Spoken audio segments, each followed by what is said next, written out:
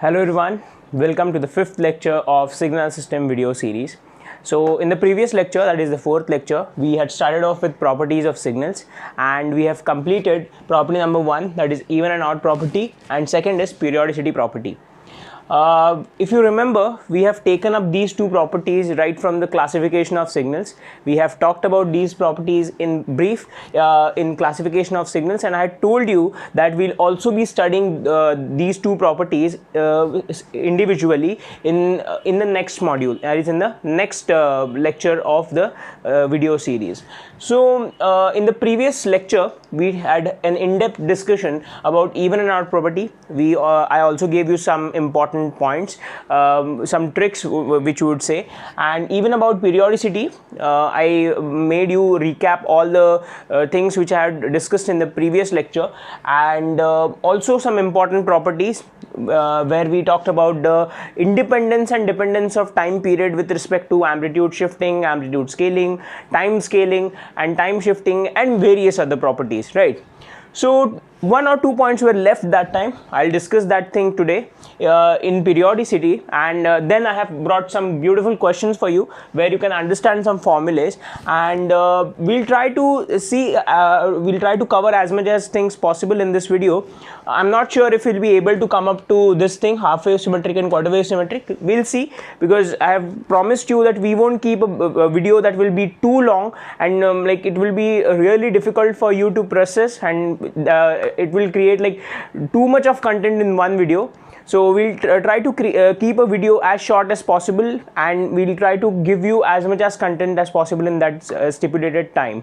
Okay, so before starting, as promised, a positive thought of the day: work hard, dream big, and never give up. I hope you're keeping this attitude. Okay, so with this we'll start of the day. I'll tell you one important note, you can just write down. ठीक है, देखिए आप एक note लिखिए. Note ये है, DC signals जो होते हैं, DC signals are always periodic. ठीक है, विथ पीरियड अनडिफाइंड.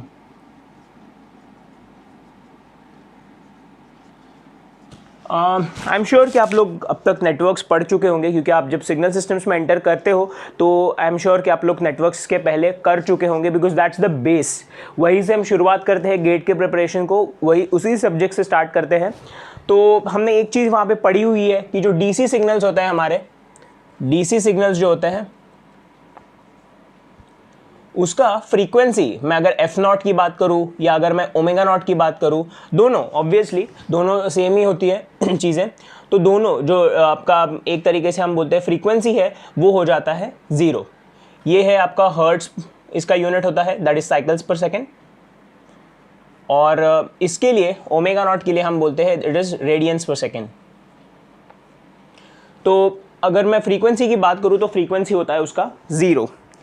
मैंने आप लोग को एक चीज़ बताया था कि टाइम पीरियड क्या होता है. देखिए टाइम पीरियड होता है T not, fundamental time period की बात करते हैं. अगर टी क्या होता है, देखिए 2 pi by omega naught. Correct है, 2 पाई बाय ओमेगा नॉट. अगर ओमेगा नॉट 0 है तो क्या ये इनफाइनाइट के बराबर आ जाएगा, या एक तरीके से मैं इसको बोलूँगा अनडिफाइंड. तो ये है उसके पीछे का लॉजिक कि हम जब बोलते हैं कि DC signals are always periodic, periodic तो होते ही है, प्लस उसके साथ साथ उसका जो पीरियड होता है ना, वो होता है अनडिफाइंड. तो पीरियड अनडिफाइंड का डेफिनेशन आप लोग को समझ में आ गया. देखिए अब पीरियोडिसिटी की अगर मैं बात करूँ तो देखिए एक चीज़, अगर आपने डीसी सिग्नल्स देखे हैं, ऑब्वियसली आपने देखे हैं डीसी सिग्नल्स. देखिए डीसी सिग्नल्स जो होते हैं, मैंने आप लोग को बोला था कि इवन सिग्नल होता है. जब इवन एंड ऑड प्रॉपर्टी के बारे में हमने पढ़ा था तो हमने इसके बारे में डिस्कशन किया था कि क्योंकि the LHS side is equals to RHS side, we'll see that our DC signals are even signals. So we'll see that again. See, let's say this is 1 ampere या 1 volt, आप कुछ भी लेना चाहो तो ये 1 है इसकी वैल्यू, डीसी वैल्यू 1 है इसकी. इसका मतलब it will be present from t equals to minus infinite to t equals to plus infinite, and amplitude won't be changing. Right. So ये इक्वल है यहाँ पे दोनों तरफ, लेफ्ट हैंड साइड में भी राइट हैंड साइड में भी, तो आपको समझ में आ रहा है कि ये इवन सिग्नल तो है। Now talking about periodicity, see what is basically periodicity, we have talked about in the previous lecture. It is a fixed time interval after which the signal repeats itself and signal must be extended from minus infinite to plus infinite. तो जो second point था उसका वो तो यहाँ पे follow होते हुए आपको क्लियरली दिख रहा है कि ये सिग्नल जो है वो माइनस इन्फाइनाइट से लेकर प्लस इन्फाइनाइट तक एक्सटेंडेड तो है. Now what is that fix time interval जिसके बाद वो अपने आप को रिपीट कर रहा है. सी देखिए क्या है, आप एक चीज़ देख सकते हो कि अगर आप इसको इंस्टेंट्स में ब्रेक करो, कि मैं मान लेता हूँ कि अगर इस सिग्नल को मैं छोटे छोटे इंस्टेंट्स में ब्रेक करूँ तो मुझे समझ में आएगा कि हर छोटा इंस्टेंट जो है ना वो एक दूसरे से सिमिलर है. देखिए मान लेते हैं ये -3 है, ये -2 है, ओके. ये पॉइंट जो है मैं बोलता हूँ -2.5 है, ये पॉइंट मैं बोलता हूँ -0.75 है. छोटे छोटे टाइम इंस्टेंट्स, क्योंकि हम कंटिन्यूस टाइम डोमेन में है तो the signal will be present at each every time instant. So -3 से लेकर -2 ये जो टाइम स्लॉट है उसमें जो सिग्नल जो है ना वो भी सेम है as if you try to see कि 0.25 -2.5 से लेकर -0.75 तक का ये स्लॉट देखो तो वहाँ भी आपका सिग्नल जो है वो एग्जैक्टली सिमिलर है. तो यहाँ पे टाइम पीरियड को आप डिफाइन नहीं कर सकते एग्जैक्टली कि कितने टाइम के बाद वो एग्जैक्टली अपने आप को रिपीट कर रहा है. That is really tough to define. Okay, so इसीलिए हम बोलते हैं कि टाइम पीरियड की बात करें तो time period is undefined but it is periodic in nature because it is repeating itself. See ये रिपीट कर रहा है अपने आप को, ये वैल्यूज़ जो है वो कॉन्स्टेंट वैल्यू है and it is repeating itself after some time interval which we don't know. Okay, तो ये हो जाता है डीसी सिग्नल्स के पीरियोडिसिटी एंड टाइम पीरियड के बारे में कुछ डेफिनेशंस. ओके, सो इसी के साथ साथ हमारा जो पीरियोडिक सिग्नल्स के ऊपर पीरियोडिसिटी प्रॉपर्टी जो है उसके ऊपर हमने पूरा डिस्कशन कंप्लीट कर लिया है. So will quickly jump into the questions so that मैं आप लोगों को कुछ एक दो फॉर्मूलेज है इसके रिलेटेड इंपॉर्टेंट वाले वो भी आप लोग को मैं बता दूं. एंड ऑब्वियसली मैं यही चाहूँगा कि आप लोग एग्जाम्पल्स के थ्रू समझे इस चीज़ को ताकि आपका जो कंसेप्ट है वो थोड़ा और बेटर तरीके से डेवलप हो जाए. Okay, so let's start with questions.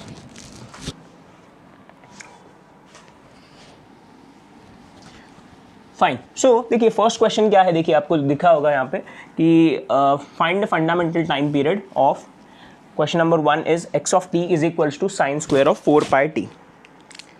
So we'll write down the question here. Question number 1, x of t is equals to sin square of 4 pi t. ये चारों एग्जाम्पल्स मैं आपके लिए अभी फ़िलहाल सॉल्व करूँगा एंड ऑब्वियसली एक आध दो चाहिए तो मैं आप लोग को होमवर्क में दे दूँगा. ठीक है, ओके. एक काम करिए, ये वाला तो मैं आप लोग को बताऊंगा बट फिलहाल उसके पहले ना एक और एग्जांपल ले लीजिए. आप शुरुआत ही आपसे ही करेंगे हम. देखिए आप ले लीजिए x of t is equals to sine of 4 pi t. इस सिग्नल का आप मुझे टाइम पीरियड निकाल के देंगे. ठीक है, इस सिग्नल का टाइम पीरियड हम लोग साथ में करेंगे. ठीक है, आप लोग काम करेंगे, अभी इस वीडियो को पॉज करिए. एक 10 सेकेंड्स 20 सेकेंड्स लगेंगे आपको इस क्वेश्चन को सॉल्व करने के लिए. इसका टाइम पीरियड आप कैसे निकालोगे ये मैं जानना चाहता हूँ कि आप लोग को इसका टाइम पीरियड निकालना आता है या नहीं. ओके, आप पॉज करिए and then will come back to this thing.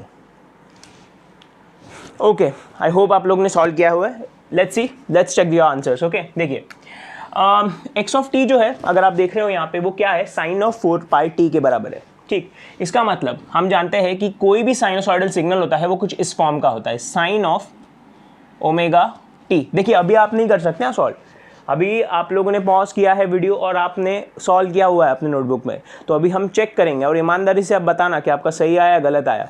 गलत आया तो भी कोई प्रॉब्लम नहीं है, मैं आप लोगों को सिखाने वाला हूँ इस वीडियो में हर चीज़ को, तो कोई प्रॉब्लम नहीं है. बट अगर सही आया है तो वेल डन. ओके, सो देखिए इस फॉर्म का होता है. तो देखिए ओमेगा का वैल्यू जो है यहाँ पे क्या है, 4 पाई के बराबर है. ग्रेट. सो देखिए ओमेगा तो हमें मिल गया. ओमेगा मतलब क्या है, इस सिग्नल का फंडामेंटल फ्रीक्वेंसी हो गया. Omega not is equals to 4 pi के बराबर होता है. करेक्ट है. अब देखिए टाइम पीरियड क्या होता है, देखिए टाइम पीरियड t1 मैं मान लेता हूँ t1 है इसका टाइम पीरियड, वो हो जाएगा 2 पाई बाय ओमेगा के बराबर. करेक्ट है, 2 पाई बाय ओमेगा के बराबर. यही फॉर्मूला हमने बात की थी उसके बारे में, 2 पाई बाय ओमेगा. सो ये हो जाएगा 2 पाई बाय 4 पाई के बराबर. Correct. So this value comes out to be 1/2 seconds. तो इस ये जो सिग्नल है ना अगर आप लोगों ने इसको किया है solve, sine of 4 pi t का टाइम पीरियड जो है वो हो जाएगा हाफ सेकेंड। मुझे कोई फंडामेंटल फ्रीक्वेंसी पूछता है हर्ट्ज में, तो फ्रीक्वेंसी कितना होता है, F1 is equals to 1/T1 हो जाएगा एक तरीके से। सो 1/T1 इज 2 सेकेंड्स। तो आपने दोनों चीज़ें निकाल ली कि फंडामेंटल टाइम पीरियड भी निकाल लिया, आपने इसका फंडामेंटल फ्रीक्वेंसी भी निकाल लिया। ये जस्ट एक बेसिक एग्जांपल था, मैं जस्ट जानना चाहता था कि आप लोगों को ये चीज़ पता है या नहीं। आई एम श्योर कि आप लोगों ने सही ही किया हो। जिनका गलती से गलत हो गया हो, कुछ सिली मिस्टेक हो सकती है या आपको पता नहीं था, कोई बात नहीं, अब आपको पता है। Now you know it, so you need not worry. Okay, so जिनको पहले से पता था और जिनको पहले नहीं पता था, now you both are on the same level. हमारा एम यही है, जिनको आता है जिनको नहीं आता है, we want both of them to be brought at the same level.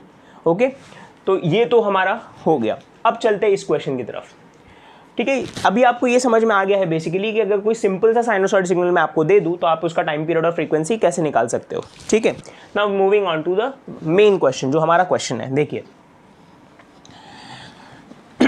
अब देखो ध्यान से इस चीज़ को कि साइन स्क्वायर ऑफ थीटा है ना, ये देखिए साइन स्क्वायर ऑफ थीटा जो होता है, साइन स्क्वायर ऑफ थीटा जो होता है उसको हम कैसे लिख सकते हैं। देखिए 1 minus cos of 2 theta by 2, correct है, इसको इस तरह से लिख सकते हैं हम। ठीक है, तो चलो यार इस क्वेश्चन को लिखते हैं इस फॉर्म में। तो मैं लिखूंगा एक्स ऑफ टी जो है हमारा वो हो जाएगा 1/2, देखिए 1/2 है, minus half of cos 2 theta, theta का वैल्यू 4 पाई टी के बराबर है, कॉस ऑफ 2 टाइम्स ऑफ, मैं अभी मल्टीप्लाई नहीं कर रहा हूँ फिलहाल, 4 पाई टी के बराबर, क्योंकि हमारा थीटा जो है, देखिए थीटा जो है वो कितना है, 4 पाई टी के बराबर है। ठीक है, फाइन, ये क्लियर है यहाँ तक, ग्रेट। अब देखिए इसको कैसे लिखेंगे हम, 1/2 minus 1/2 times of cos of 8 pi T हो जाएगा। करेक्ट बात है ये चीज़। ओके, तो अभी आप चीज़ एक समझ सकते हो यहाँ पे कि जो मेरा एक्स ऑफ टी है ना, देखिए एक्स ऑफ टी जो है ना, it is basically a linear combination of 2 signals. देखिए मैं यहाँ पे स्टेटमेंट लिखता हूँ, देखिए मैं यहाँ पे एक स्टेटमेंट लिख रहा हूँ। देखिए वी ऑब्जर्व, आप भी लिखिए इस चीज़ को, वी ऑब्जर्व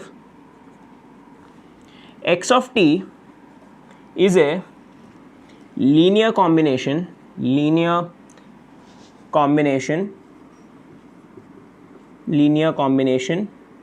ऑफ 2 सिग्नल्स। ठीक है, 2 सिग्नल्स है, कौन से 2 सिग्नल है यार, देखिए ये एक डीसी सिग्नल है और ये आपका एक साइनोसॉइडल सिग्नल है, करेक्ट। सो 2 सिग्नल्स, ब्रैकेट में हम लिखेंगे डीसी प्लस साइनोसॉइड। ठीक है, डीसी प्लस साइनोसॉइड।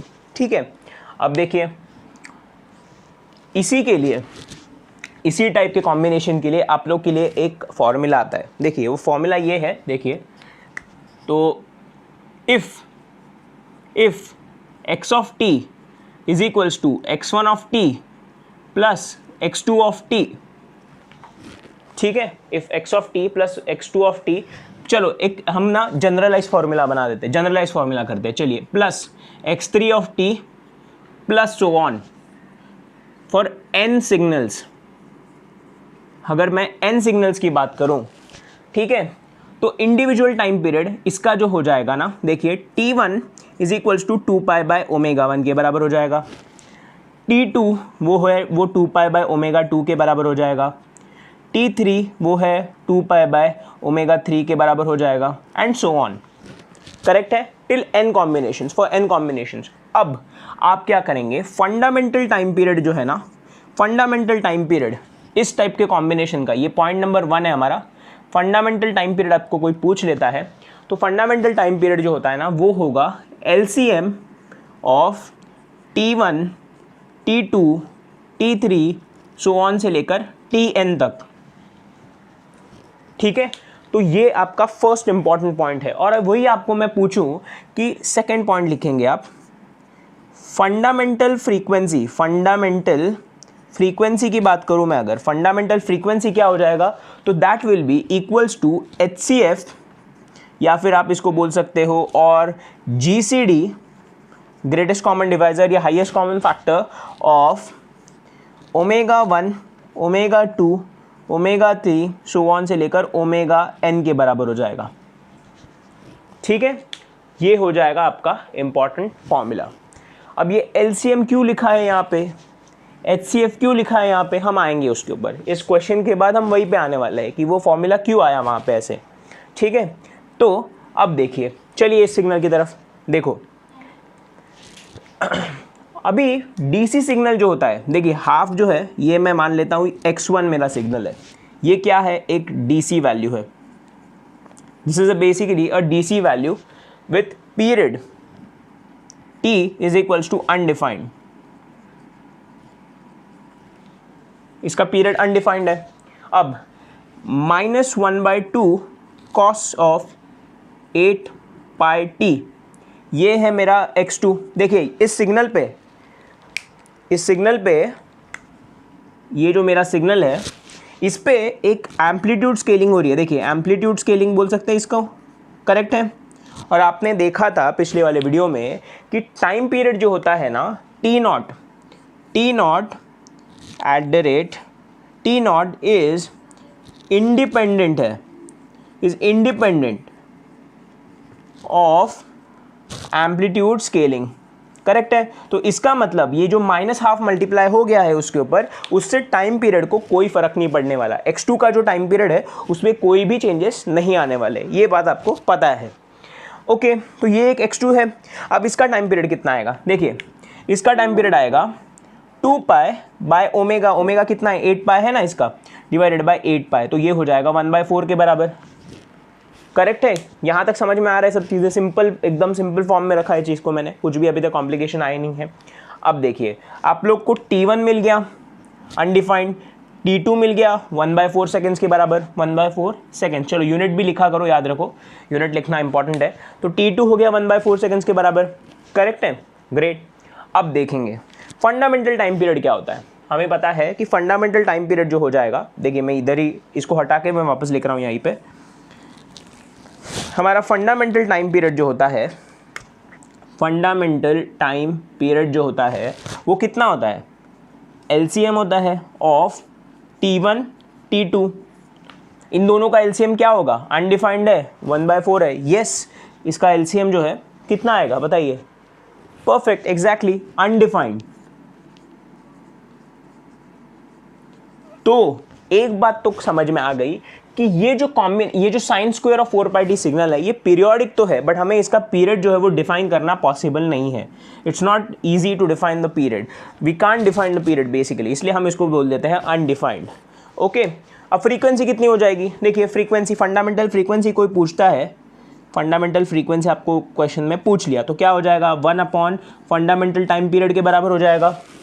तो 1/∞ है ना एक तरीके से, तो फ्रीक्वेंसी हो जाएगी 0, फ्रीक्वेंसी हो जाएगी 0। तो मतलब ये एक पल्सेटिंग डीसी की तरह आप इसको बोल सकते हो। मतलब कैसे, चलो ठीक है, पल्सेटिंग डीसी पे बात अभी नहीं करेंगे, ये आपका नेटवर्क्स का टॉपिक हो जाता है, ठीक है। बट आप समझ लीजिए कि फ्रीक्वेंसी जो है वो 0 है, एक तरीके से डीसी सिग्नल होगा, रिजल्टेंट सिग्नल, और ये एक पल्सेटिंग डीसी होगा, एक डीसी वैल्यू के ऊपर प्लस माइनस ऊपर नीचे करता रहेगा सिग्नल जो है वो, करेक्ट है। देखिए ये हो जाएगा आपका फर्स्ट क्वेश्चन का सॉल्यूशन। आई होप आपको एक क्लियरली समझ में आ गया हो।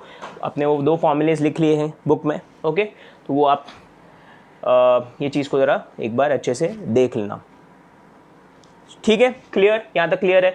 अब मैंने आप लोग को बोला था कि वील टॉक अबाउट कि ये कहाँ से आया, ये LCM कहाँ से आया।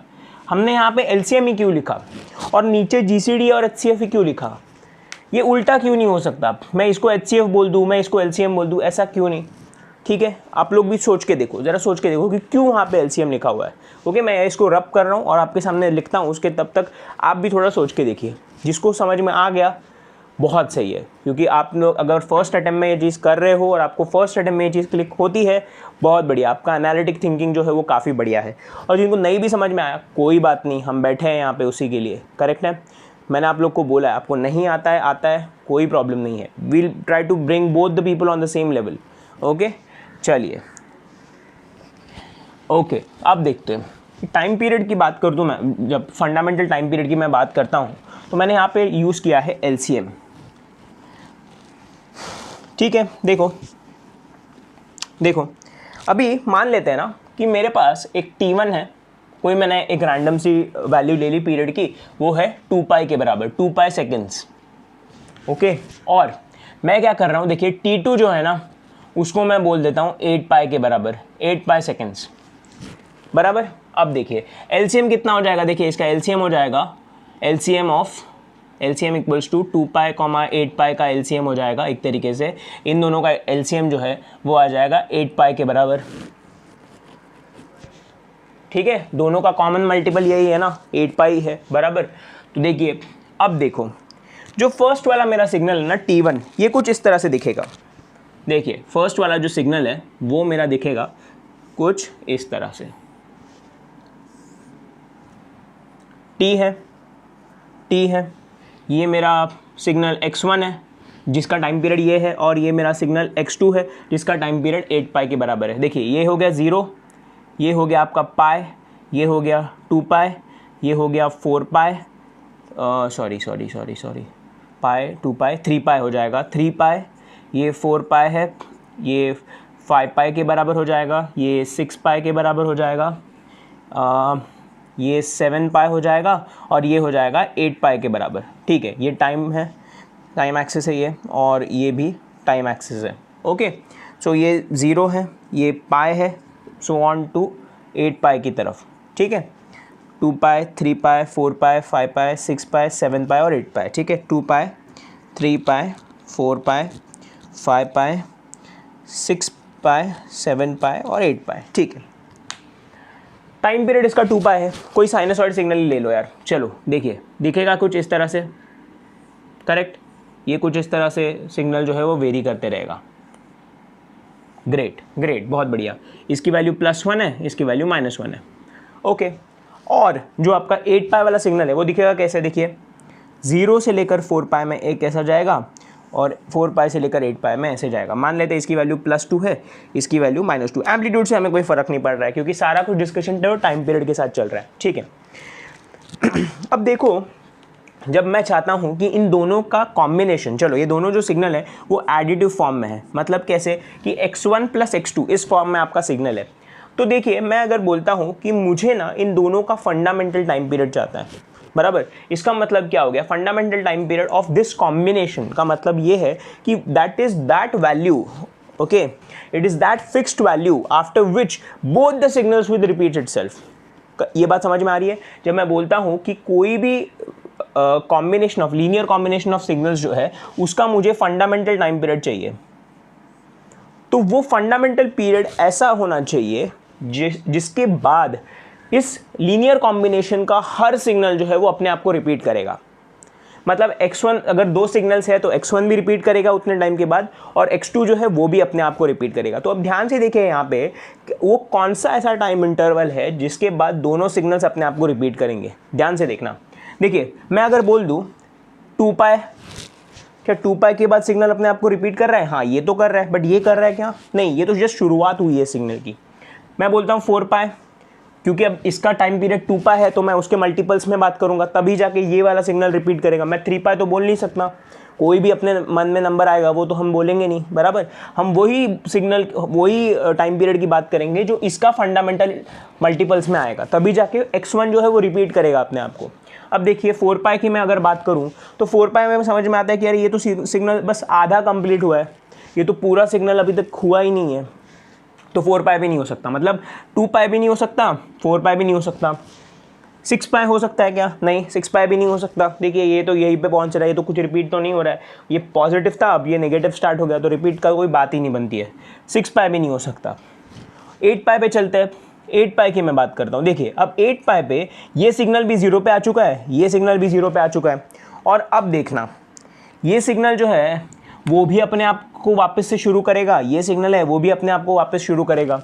करेक्ट है, दोनों सिग्नल अपने आप को शुरू कर रहे हैं, और अब इसका भी पॉजिटिव पार्ट स्टार्ट होने वाला है, इसका भी पॉजिटिव पार्ट स्टार्ट होने वाला है। इसका मतलब 8 पाई वो ऐसी ड्यूरेशन है, 8 पाई वो एक ऐसी ड्यूरेशन है जिसके बाद दोनों सिग्नल्स जो है ना वो अपने आप को रिपीट करना स्टार्ट कर रहे हैं, और इसीलिए इन दोनों सिग्नल्स के जो लीनियर कॉम्बिनेशन है उस लीनियर कॉम्बिनेशन का जो फंडामेंटल टाइम पीरियड होगा वो 8 पाई के बराबर होने वाला है, और इसीलिए हम बोलते हैं लीस्ट कॉमन मल्टीपल। तो अगर मैं 8 पाई की बात करूं तो 2 पाई का वो लीस्ट कॉमन मल्टीपल हो जाएगा एक तरीके से, और 8 पाई के लिए भी वो अपना एक लीस्ट कॉमन मल्टीपल होने वाला है। इसीलिए वहाँ पे एलसीएम का यूज़ होता है, ना कि एचसीएफ। क्योंकि अगर मैं एचसीएफ की बात करूँ ना वहाँ पे, तो कितना हो जाएगा, देखिए 2 पाई और 8 पाई का आपका एचसीएफ कितना होता है, पाई होता है सिर्फ। करेक्ट है, highest common factor is going to be pi. तो पाई मतलब कहाँ, यहाँ पर, ये तो ये सिग्नल खुद रिपीट नहीं कर रहा है, तो ये सिग्नल तो भूल ही जाओ। ठीक है, अब समझ में आया क्यों वहाँ पे एलसीएम है। अब आप लिख के एक होमवर्क है, आप लोग ये ढूंढ के निकालेंगे कि यहाँ पे एचसीएफ क्यों यूज़ हो रहा है और एलसीएम क्यों नहीं यूज़ हो रहा है। क्योंकि अभी ये मैंने आपको इतने अच्छे से बता दिया है, आई एम श्योर कि आप लोग वो चीज़ अपने आप से डिकोड कर लेंगे। ठीक है, तो वो आप लोग के लिए होमवर्क है। आप जो है कमेंट सेक्शन में इसका आंसर मुझे बताएंगे कि फंडामेंटल फ्रीक्वेंसी है वो हमेशा हम एचसीएफ या जीसीडी क्यों बोलते हैं, एलसीएम क्यों नहीं। ठीक है, इसी का रेफरेंस लीजिए, आपको आंसर आ जाएगा। Okay great. सो देखिए हमने फर्स्ट एग्जाम्पल तो कर लिया है सॉल्व। ओके, इसका हमें टाइम पीरियड का वैल्यू है ना t is equals to undefined. Okay, t equals to undefined हमें आंसर मिल गया है। ग्रेट। नेक्स्ट क्वेश्चन, देखिए, ये मैं हटा नहीं रहा हूँ, ये आप लिखेंगे और यही चीज़ का हम यूज़ करने वाले हैं बार बार इसी चारों क्वेश्चन में, तो इसलिए मैं इस चीज़ को यहाँ पे रख रहा हूँ। अब देखिए सेकंड क्वेश्चन क्या है, क्वेश्चन नंबर 2 की बात करता हूँ मैं। क्वेश्चन नंबर 2 क्या है, x ऑफ t जो है ना वो है sine of 8 pi t plus cos 12 pi t, sine of 8 pi t plus cos of 12 pi t. Correct है, ठीक है। अब देखिए हमने क्या बोला था, कैसे करते हैं हम शुरुआत, हमेशा फंडामेंटल फ्रीक्वेंसी निकालो इंडिविजुअल सिग्नल्स की।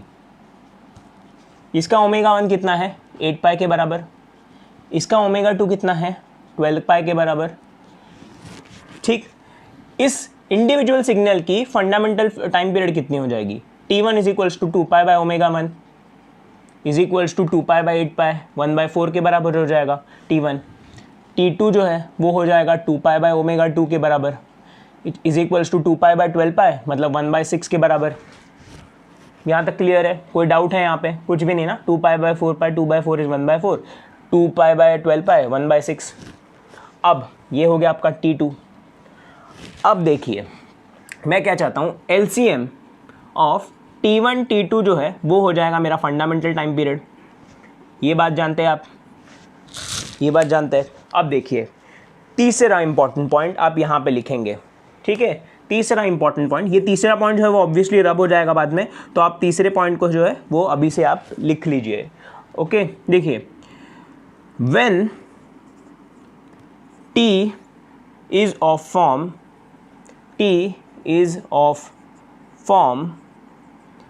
p by q फॉर्म में है। करेक्ट, तो जब मैं चाहता हूं, एक काम करते, व्हेन t नहीं सॉरी आप लिखिए व्हेन t1 t2 दोनों, when t1 t2 are of the form p by q, उसमें आपको अगर फंडामेंटल टाइम पीरियड चाहिए ना तो आप लिखेंगे LCM of numerator upon HCF of denominator.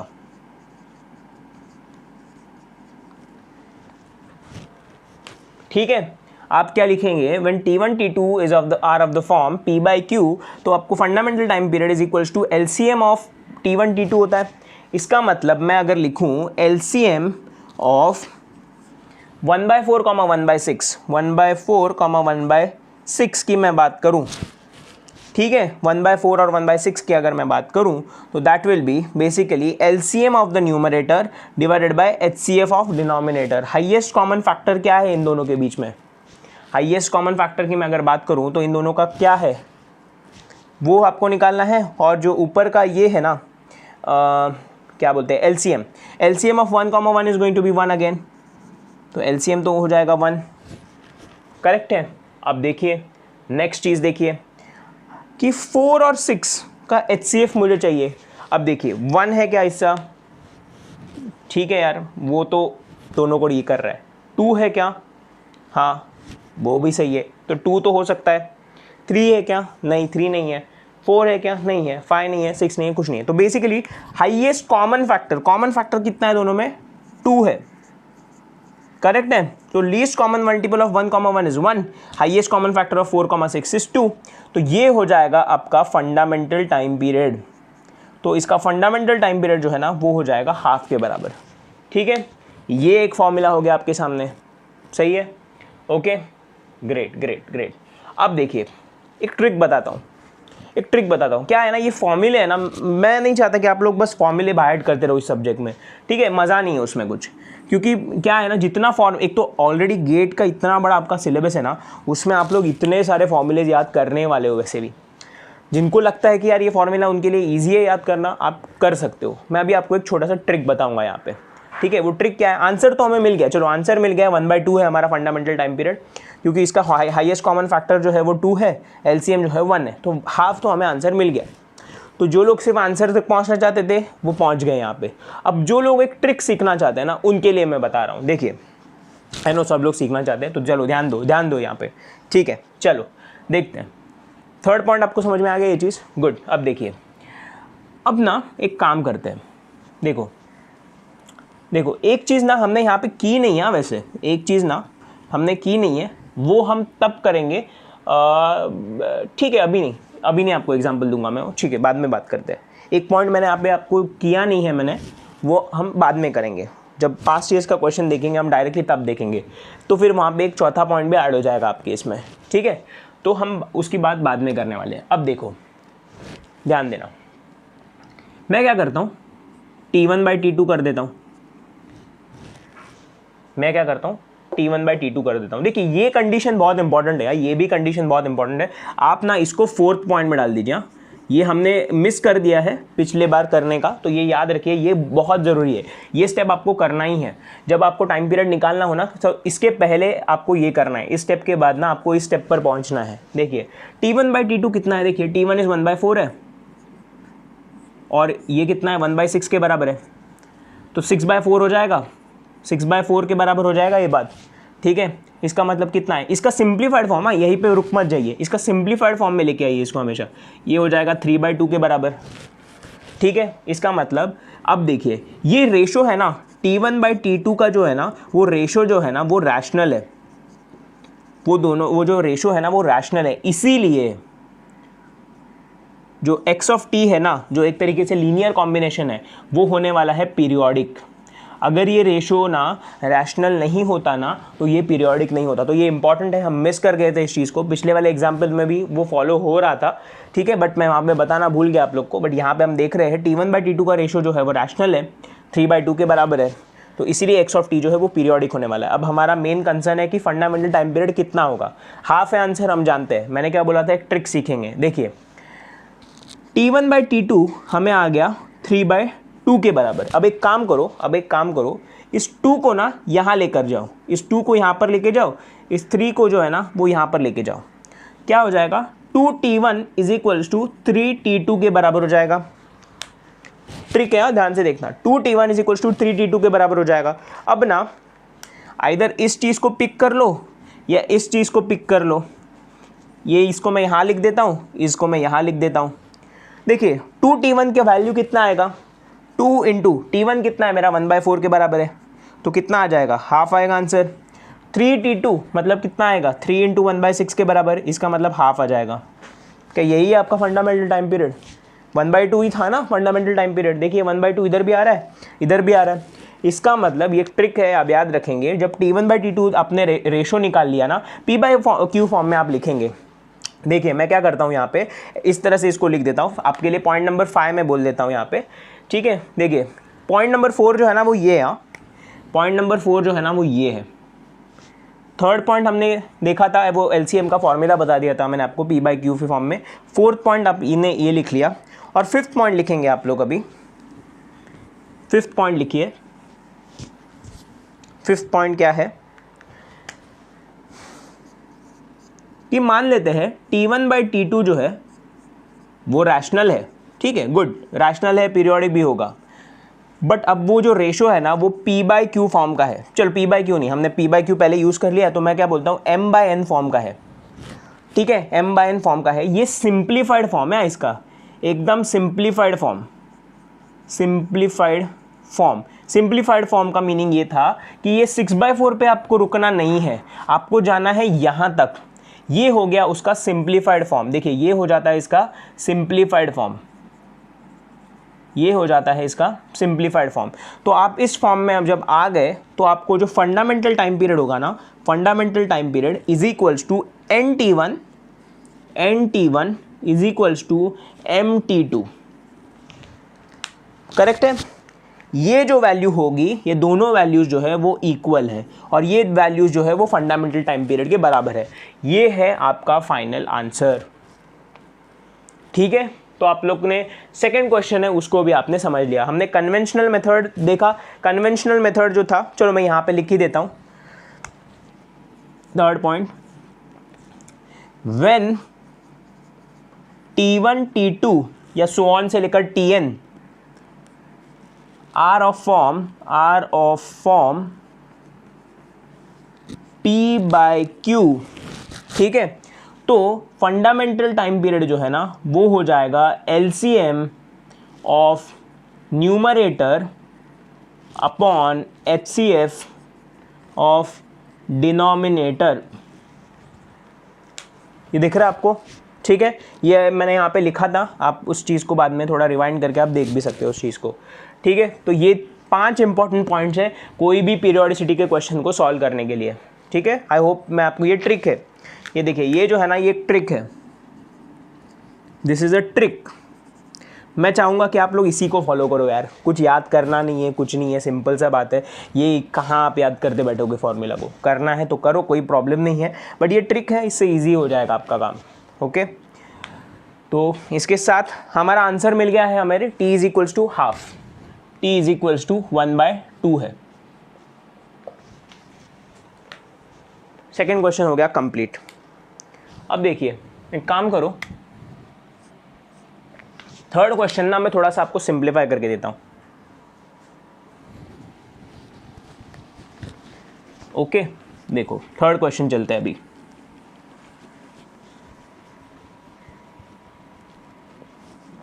ठीक है, देखो थर्ड क्वेश्चन क्या है, क्वेश्चन नंबर 3,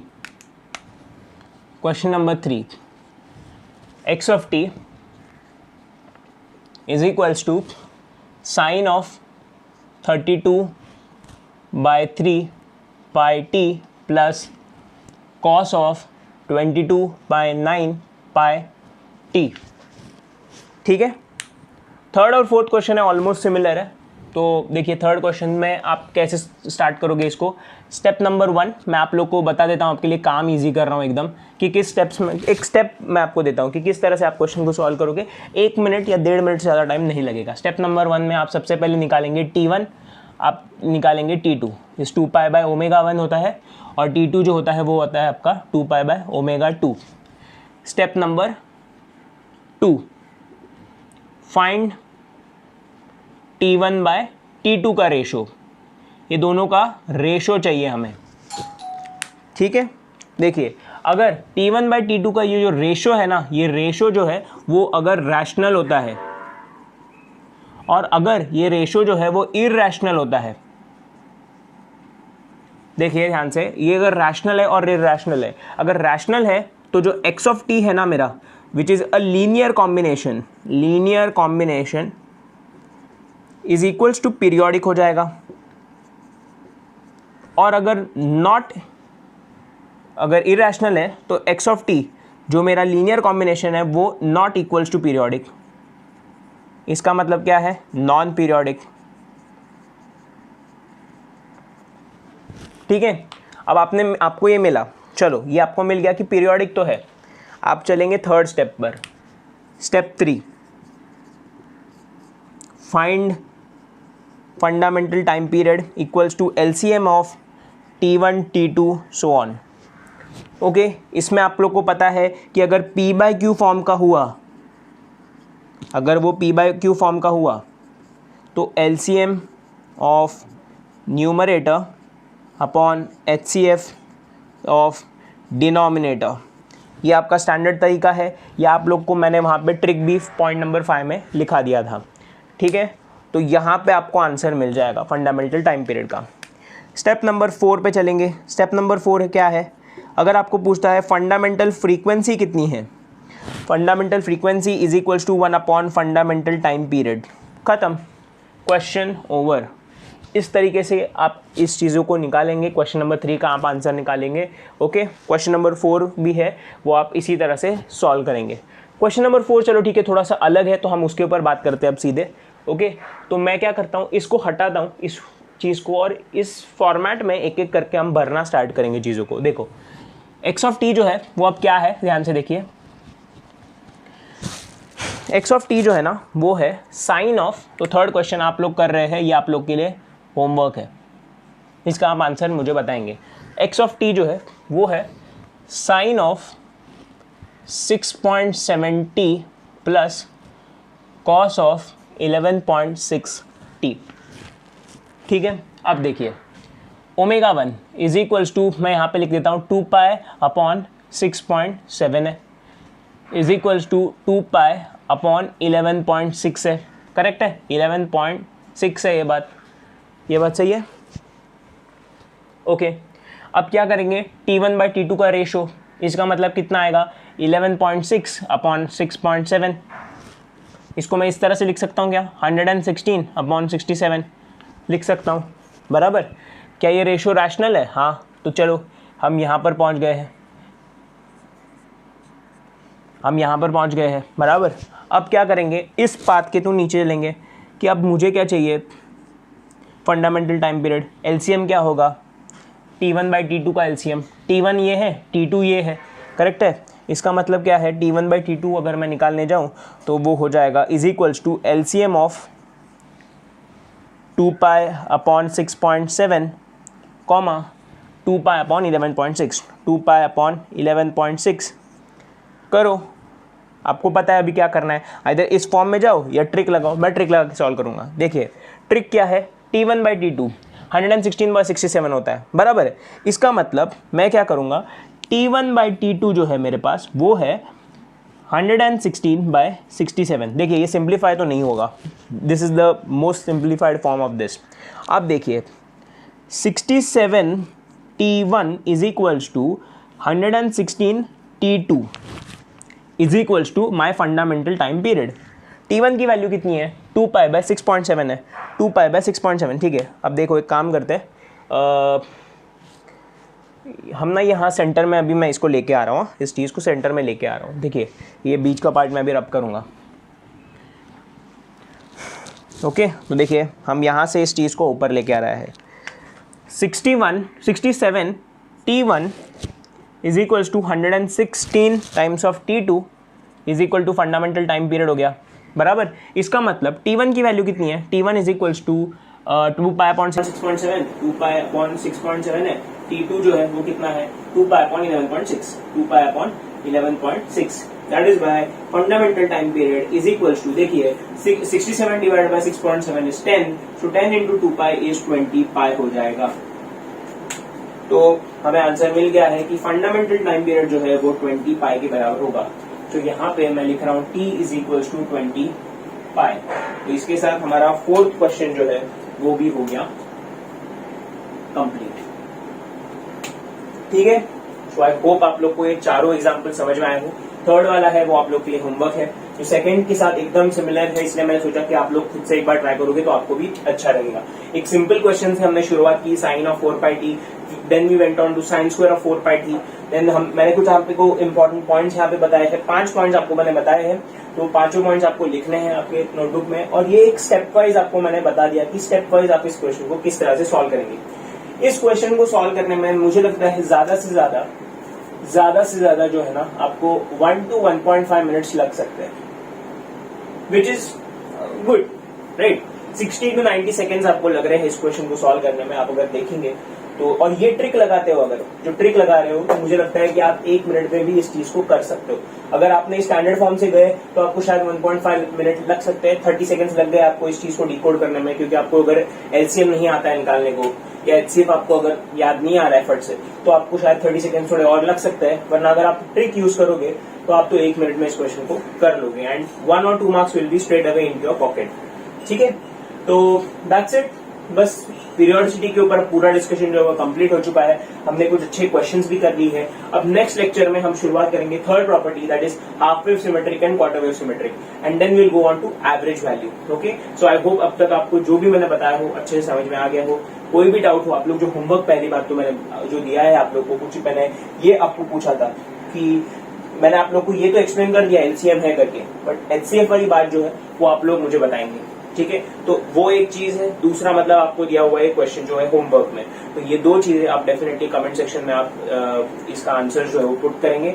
मैं देखूंगा आप लोग कितने लोग सिंसियरली कर रहे हैं इस चीज को। ठीक है, सो बने रहिए, स्टे फोकस्ड एंड मिलते हैं अगले लेक्चर में। Thank you.